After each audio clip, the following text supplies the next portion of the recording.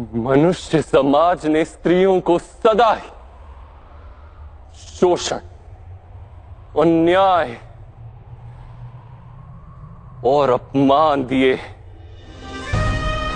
आप अपने आसपास दृष्टि डालिए, समग्र इतिहास को देखिए, तो यही दिखाई देगा कि पुरुषों की ईर्ष्या, लालसा, अहंकार, बैर, इन सभी बुरी भावनाओं का परिणाम स्त्रियां भोगती हैं।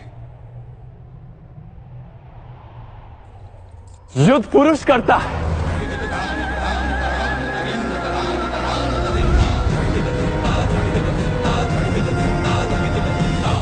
और पराजित नगर की स्त्रियों के साथ बलात्कार किया जाता है।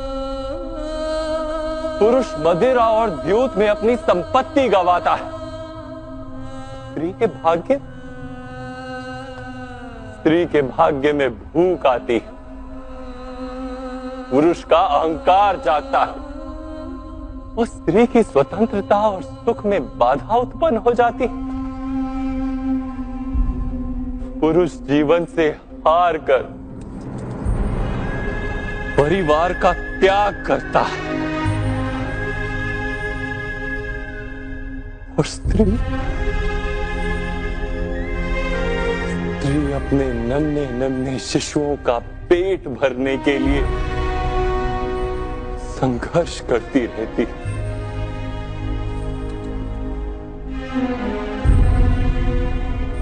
सारे संसार के दुखों की गिनती कीजिए, स्पष्ट दिखाई देगा कि पुरुषों की तुलना में स्त्रियां कहीं अधिक दुख भोगती हैं।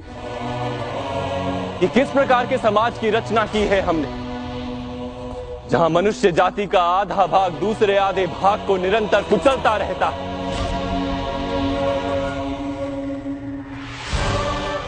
और वही कुचली हुई स्त्रियां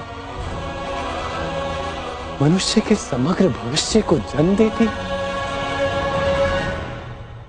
सृष्टि को देखिए, नए वृक्ष को जन्म देने वाले बीज के आसपास ईश्वर ने फूलों की पंखुड़ियां निर्मित की, उसे रंग और सुगंध से भर दिया।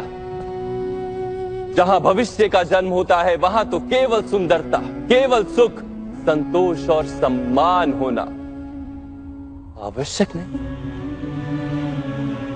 किंतु समाज स्त्रियों को दुख देकर सारे भविष्य को दुख से भरता रहता है। मान, शोषण, पीड़ा, सबसे झुलसी हुई स्त्रियां स्वस्थ और सुखी संतान को जन्म किस प्रकार दे सकती हैं? अर्थात जब जब किसी स्त्री का अपमान होता है, किसी स्त्री का शोषण होता है, किसी नारी के केशों को खींचा जाता है, तब तब किसी ना किसी रूप में एक युद्ध का जन्म होता है। किसी ना किसी रूप में महाभारत का आरंभ होता है।